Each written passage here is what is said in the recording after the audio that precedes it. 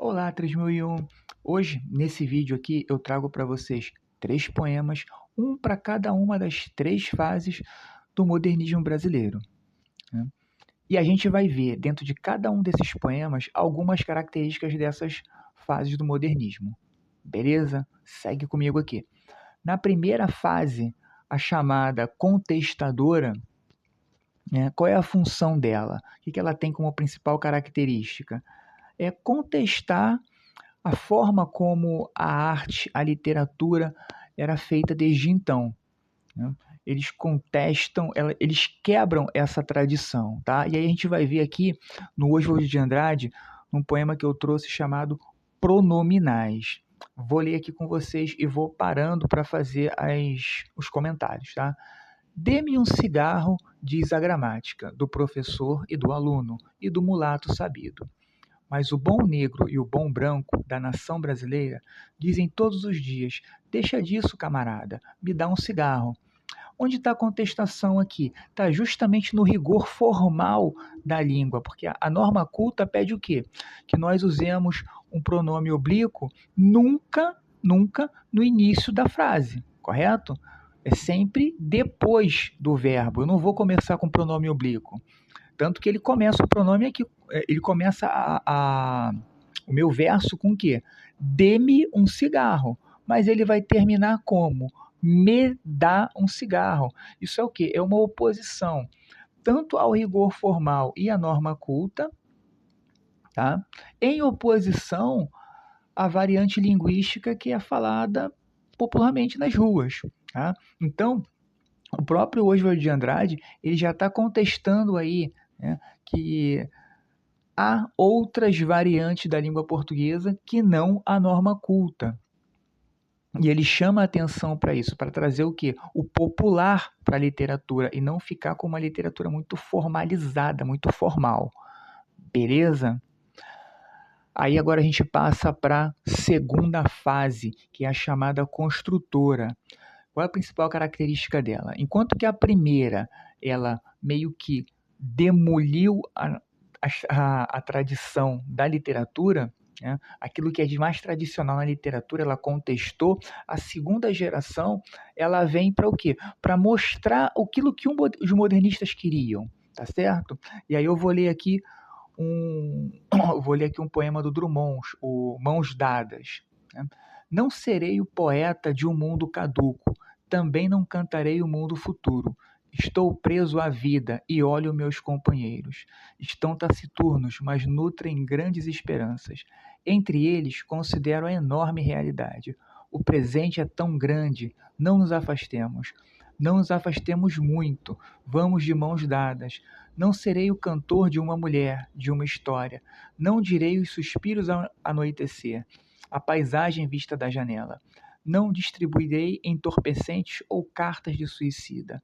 Não fugirei para as ilhas, nem serei raptado por serafins. O tempo é a minha matéria, o tempo presente, os homens presentes, a vida presente. O que o Drummond faz aqui? Ele está mostrando os traços, as características dessa segunda geração, que é o quê? Que é o social, eles se voltam muito para o social, né?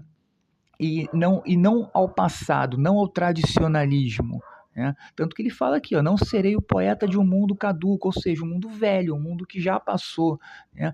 Também não vou cantar o futuro. Por quê? Porque ele canta é o presente, é aquilo que está acontecendo no momento, né? Ele vai considerar a realidade não do passado, não do que pode vir a ser o futuro, mas do momento presente. E ele conclama, né? Ele conclama o público a vir com ele, tanto que ele bota aqui, ó, não nos afastemos muito, vamos de mãos dadas. Mais uma vez ele se volta aqui para contestar, né, o passado, para não ficar só falando de passado, mas para construir. Só teremos um futuro, né, pavimentando o quê? O presente, construindo agora, né, o caminho para esse futuro. Tanto que ele fala, né, não serei o cantor de uma mulher, de uma história, não direi os suspiros ao anoitecer, a paisagem vista da janela. Isso lembra muito o quê? Romantismo, né? a questão de ficar enaltecendo a mulher amada, de falar da história. A gente vai lembrar o quê? Dos romances históricos. Não direi suspiros ao anoitecer, segunda geração romântica, a paisagem vista da janela, a cor local. Isso já passou, já foi. O momento agora é de falar do presente, beleza?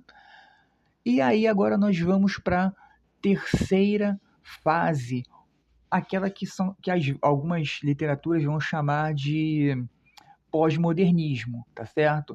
É a chamada geração de 45. Essa geração, ela é um pouco diferente da segunda, porque ela até se parece um pouco com a segunda, mas ela é mais introspectiva, tá certo? Ela vai muito mais no psicológico, no introspectivo para poder resolver as questões. Não que ela deixe o social de fora, mas ela se volta muito mais para o mundo interior do autor, tá certo? E aí eu trouxe João Cabral de Melo Neto no Morte e Vida Severina. É claro que eu não vou ler tudo, eu vou ler alguns trechos principais que saltam mais à vista, tá certo? O meu nome é Severino, como não tenho outro de pia, como há muitos severinos, que é santo de Romaria, deram então de me chamar Severino de Maria. Somos muitos severinos, iguais em tudo na vida, na mesma cabeça grande, que a custa que se equilibra, no mesmo ventre crescido, sobre as mesmas pernas finas, e iguais também porque o sangue que usamos tem pouca tinta. E se somos severinos, iguais em tudo na vida, morremos de morte igual, mesma morte severina, que é a morte que se morre de velhice antes dos 30, de emboscada antes dos 20, de fome um pouco um dia. Somos muitos severinos, iguais em tudo e na sina. Aqui, o João Cabral de Melo Neto, ele vai retratar uma realidade do Nordeste, tá? Do sertão nordestino, e tem muita relação com aquilo que nós já falamos em sala de aula, né? Aquela situação, aquele contexto em que o Estado não chega, a lei não chega. E quem faz a lei? São os poderosos, aqueles que governam pela força, são os coronéis, são os grandes fazendeiros, os grandes latifundiários. Então, ele já está contestando isso aqui, na terceira geração, na terceira fase. Tá? Quando ele fala que ele escolhe o nome Severino, não é à toa, vem de severidade, de algo difícil, de algo bruto, tá certo? Quando ele bota aqui, ó, somos muitos severinos iguais em tudo na vida. Por quê? Porque ele vai dizer que o homem sertanejo aqui, ele carrega, vários deles carregam a mesma sina, né? E qual é essa sina? E ele começa a descrever, né, na cabeça grande, porque isso vai denunciar uma desnutrição, né? Que é a custo que se equilibra. Por quê? Pelas próprias forças mesmo, né? A má alimentação, no ventre crescido, isso já vai denotar o quê? Doenças, né? Sobre as mesmas pernas finas. Olha aí, ele falando de novo dessa desnutrição, né? E aí ele segue aqui, ó. Ele volta a reafirmar o que ele falou lá. Ó. Somos muito severinos, iguais em tudo na vida. Ele volta a reafirmar isso aqui, ó. Morremos de morte igual, mesma morte severina, ou seja, a mesma morte severa, a mesma morte difícil, que é a morte que se morre de velhice antes dos 30, ou seja, é muito comum, isso segundo o João Cabral de Melo Neto, né? É muito comum que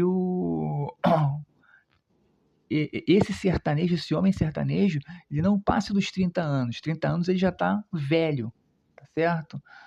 E aí ele continua, né? De velhice antes dos 30, de emboscada antes dos 20 e de fome um pouco por dia.